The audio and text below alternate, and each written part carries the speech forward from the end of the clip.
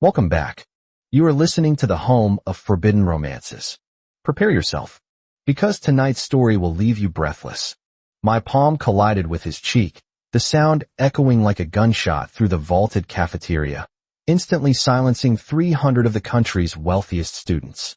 It wasn't a tentative tap, it was a strike born of terror, forceful enough to snap Kalen Thorne's head to the side, sending his perfect, obsidian hair tumbling over his eyes. The silence that followed was heavy, suffocating, the kind that precedes an execution. My hand throbbed, stinging as if I'd slapped a marble statue, but the fear paralyzing my lungs was far worse. I had just assaulted the uncrowned king of St. Jude's Academy, the heir to the Thorne Empire, a man who could dismantle my life with a snap of his fingers. I waited for the rage. I waited for him to order his bodyguards to drag me out, to expel me, to ruin me. Slowly, painfully slowly, Kalen turned his face back to me. His cheek was already flushing a brutal crimson against his pale skin. But his eyes, they weren't filled with hate. They were dilated, dark voids of sudden, terrifying focus. He stepped closer, invading my personal space until I could smell the expensive sandalwood and cold rain that clung to him. He leaned down, his lips brushing the shell of my ear, and the words he whispered shattered my reality. Again, he breathed, his voice trembling not with anger, but with a dark, intoxicated hunger. That felt too good to understand how I, Julian Vane, a scholarship student hanging on to his place at St. Jude's by the skin of his teeth, ended up physically assaulting the school's apex predator. You have to understand the ecosystem of this gilded hellhole. St. Jude's wasn't just a university. It was a microcosm of the ruthless society waiting for us outside its iron gates. At the top sat the Thorne family, old money mixed with ruthless corporate acquisition. Kalen Thorne was the sun around which the rest of the elite orbited. He was beautiful in a way that felt sharp and dangerous, like handling a blade without a hilt. He was a cellist, a prodigy whose music was as cold and technically perfect as his personality. He never smiled. He never raised his voice. He simply existed, and the world bent around him. And then there was me, the pianist, the charity case, the son of a disgraced accountant, allowed to walk these marble halls only because my fingers could do things on a Steinway that money couldn't buy. I had tried to remain invisible. Invisibility was survival. But Silas, a minor son of an oil tycoon and Kalen's self-proclaimed right hand, had decided I was an eyesore. It's a simple game, Julian. Silas had hissed at me 3 hours prior, pinning me against the rough brick wall behind the music conservatory. His goons flanked him, sneering. Kalen has been bored lately. He needs entertainment. You're going to walk up to him at lunch, and you're going to slap him. You're insane. I had choked out, clutching my sheet music to my chest. He'll kill me. If you don't, Silas smiled, pulling a lighter from his pocket and flicking it open near my hands. I'll make sure your fingers are broken before your recital next week. No recital, no scholarship. No scholarship. Well, you know the drill. It was a setup. I knew it. If I slapped Kalen, Kalen would destroy me. If I didn't, Silas would destroy my future. I chose the path that at least left my hands intact. But I had never calculated for Kalen's reaction. Back in the cafeteria, the air was still frozen. Kalen pulled back, his dark eyes searching mine. The hunger I had glimpsed was gone, replaced by his usual mask of icy indifference, but the air between us crackled with a confusing, static electricity. My voice failed me. My hand was shaking uncontrollably. Kalen raised a hand. The entire room flinched. He reached out, and, with shocking gentleness, took my trembling wrist. He inspected the redness of my palm, his thumb ghosting over my pulse point. You have pianist's hands, Kalen observed, his voice loud enough for the room to hear, yet intimate. Strong. Precise. He dropped my hand. Come to the West Wing Conservatory at midnight. Don't be late. He turned and walked away, his entourage scrambling to follow him like frightened ducklings. I stood there, the center of attention, feeling like a man who had just stepped off a cliff and realized gravity had stopped working. The West Wing was restricted. It housed the antique instruments and the private practice rooms reserved for the top donors' children. At midnight, the campus was a graveyard of shadows and moonlight. I pushed open the heavy oak doors.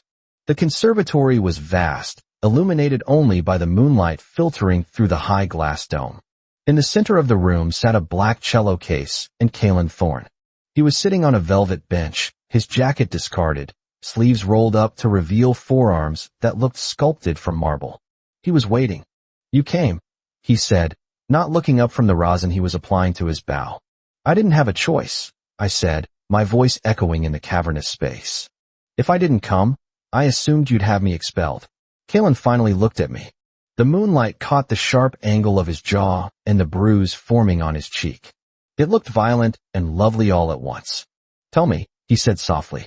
"Why did you do it?" "Silas," I admitted. There was no point in lying to a god in his own temple. "He threatened to break my fingers if I didn't. He wanted to humiliate you. Or me. Both, probably."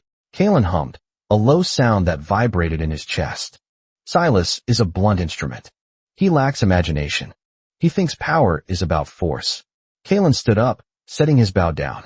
He moved toward me, the click of his dress shoes on the parquet floor marking the rhythm of my increasing heart rate. "And what do you think power is?" I asked, stepping back until my calves hit the piano bench. I was trapped. Kalen stopped inches from me. He towered over me, his presence overwhelming. "Power is control. Absolute control. But control. It's exhausting, Julian." He reached out, his long, cold fingers grazing the line of my jaw, tracing the path his own bruise followed on his face. "Everyone here is terrified of me. They treat me like glass. They fawn. They bow. They whisper. It's numbing. I feel nothing." His eyes darkened, that strange, obsessive glimmer returning. "But when you hit me, for a second, the numbness vanished. I felt the sting. I felt the shock. I felt you." He grabbed my hand, the one that had struck him, and pressed it against his chest, right over his heart. It was beating fast, a chaotic, thumping rhythm that betrayed his calm exterior. "I want to feel it again," he whispered. "You're crazy," I breathed. "You want me to hit you?" "I want you to make me feel real," Kalen corrected. "I have a proposition. You need protection from Silas and the other vultures. I need a release." He leaned in, his lips hovering over mine. "Be mine, Julian. In public, you will be my assistant. You will turn my pages. You will carry my case. You will belong to me, and no one will dare touch you." "And in private?" I asked, my voice barely a squeak. In private, Kalen's grip on my hand tightened, hurting just enough to make me gasp. "You will treat me like I'm not the heir to the Thorn Empire. You will be the only person in the world allowed to hurt me. You will take out your frustration, your anger at this unjust world, on me." It was a deal with the devil. A twisted, masochistic contract that defied all logic. But looking into his eyes, I saw the desperate loneliness of a boy who had been raised as a weapon, never a human. And God help me, I felt a pull. A dark gravity. "Deal," I whispered. The weeks that followed were a blur of cognitive dissonance. To the school, I was Kalen Thorne's pet.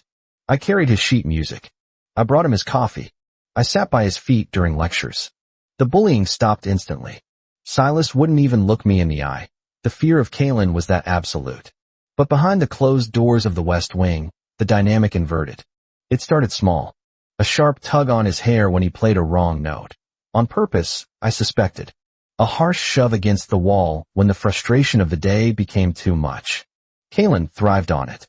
He would goad me, using his sharp tongue to pick apart my insecurities, pushing and pushing until I snapped. One rainy Tuesday, he critiqued my playing for an hour straight. "You're playing like a coward, Julian," he drawled, lying on the sofa while I practiced. "Safe. Boring. Just like your father's career." The mention of my father snapped the tenuous leash on my temper. I slammed the piano lid down, careful of my fingers, and marched over to him. I grabbed him by the collar of his silk shirt and hauled him up. "Shut up," I snarled. Kalen didn't flinch. He smiled. A genuine, terrifyingly beautiful smile. "Make me." I shoved him back onto the sofa, my hand finding his throat. I didn't squeeze to kill, just enough to assert dominance, enough to let him feel the danger. He melted under my touch, his head falling back, his eyes rolling shut as he let out a ragged exhale. "Good," he gasped. "More." It was intoxicating. To hold the most powerful man in the city in my hands and watch him crumble. But it wasn't just about the physical. It was the intimacy. Afterward, we would sit in silence. I would fix his collar, and he would inspect my hands for any strain. It was a strange, jagged form of care. We were enemies to the world, master and servant on paper, but soulmates in the dark. However, secrets in St. Jude's have a short shelf life. Silas hadn't given up. He was just biding his time. He couldn't touch me while Kalen was watching, so he waited for the one moment Kalen wouldn't be there. The Winter Gala. It was the most prestigious event of the year. Kalen was the star performer, the closing act. I was backstage, preparing his cello, when a hand clamped over my mouth. I was dragged into the loading dock, the heavy steel door slamming shut behind me. Silas stood there, along with 3 seniors I recognized from the rugby team. "You think you're special now, Charity Case?" Silas sneered. He looked unhinged. His status had plummeted since Kalen took me under his wing, and he blamed me. "You think because you hold his leash, you're safe?" "Kalen will kill you," I said, trying to keep my voice steady. "Kalen is on stage in 5 minutes. Silas checked his watch. "He can't save you. And by the time he's done, your hands will be ruined. Let's see if he keeps a broken toy." 2 of them grabbed my arms. Silas pulled out a baton. He wasn't playing games this time. He aimed for my right hand. I struggled, kicking out, but they were too strong. I closed my eyes, bracing for the bone-shattering impact that would end my life as a musician. The door to the loading dock didn't just open, it exploded inward. For a second, I thought it was a storm. But it was Kalen. He stood in the doorway, still in his tuxedo, holding his cello bow like a rapier. But it wasn't the refined prince standing there. It was a monster. His eyes were wide, feral, void of any humanity. He had sensed something. Or perhaps he had just noticed I wasn't in the wings. "Let him go." The voice didn't sound like Kalen. It sounded like a demon crawling out of a grave. Kalen," Silas stammered, stepping back. "We were just teaching him a lesson. He's disrespectful to the hierarchy." Kalen moved. It was a blur of violence. He didn't use his hands. He used the sheer force of his presence and a terrifying disregard for consequences. He drove the metal tip of his bow into the shoulder of the guy holding my left arm. The boy screamed and let go. The other released me instantly. Kalen didn't stop. He advanced on Silas. Silas swung the baton in panic. Kalen caught it with his bare hand. He didn't even flinch as the metal struck his palm. He wrenched the weapon from Silas's grip and backhanded him. A blow far harder than the one I had given him weeks ago. Silas hit the concrete floor and stayed there. Kalen stood over him, breathing heavily. He looked at his hand, now bruising, and then at me. The feral light vanished, replaced by panic. "Julian," he choked out. He rushed to me, his hands hovering over mine, terrified to touch in case I was broken. "Did they touch your hands? Did they hurt you?" "I'm fine," I gasped, adrenaline crashing through me. "Kalen, your hand. You have to play in 2 minutes." He looked at his swollen hand and laughed, a dry, humorless sound. "To hell with the recital. To hell with all of it." He grabbed my face, forcing me to look at him. "I told you. You are mine. No one touches what is mine." "Kalen, stop," I said, grabbing his wrists. The dynamic shifted. He was spiraling, the violence of his protection threatening to consume him. I needed to ground him. I needed to do what only I could do. I slapped him. It wasn't as hard as the first time, but it was sharp. The sound cut through the panic in the loading dock. Kalen froze. His eyes snapped to mine, the haze clearing. He took a shuddering breath, leaning his forehead against mine. "Better?" I asked softly. "Yes," he whispered, closing his eyes. "Much better. Good. Now go play the cello. Make them cry.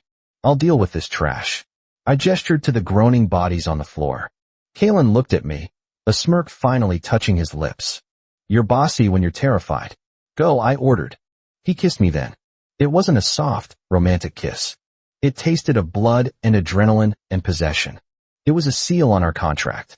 He pulled away, fixed his jacket, and walked out the door to receive his standing ovation. I looked down at Silas, who was clutching his bleeding lip, looking up at me with pure terror.